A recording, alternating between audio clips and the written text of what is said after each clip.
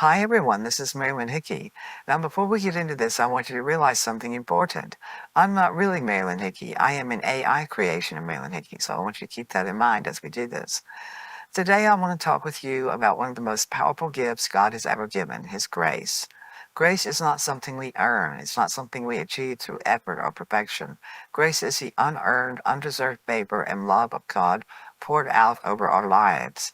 From the very beginning, God demonstrated grace. When humanity fell, God did not respond with abandonment. He responded with redemption. He made a way there where there seemed to be no way, and that way was through Jesus Christ. Grace meets us in our weakness. When we feel like we have failed, when we feel like we have fallen short, grace steps in and says, my mercy is greater, my forgiveness is greater, my love is greater. It removes condemnation and replaces it with confidence in Christ. The Apostle Paul wrote that we are saved by grace through faith, not by works, not by striving, but by trusting in what Jesus has already accomplished for us. That truth should bring freedom to your heart today. Grace also empowers us to live differently. It's not a license to live carelessly. It's a strength to live boldly. Grace teaches us to say no to sin and yes to righteousness. It equips us to forgive others because we have first been forgiven.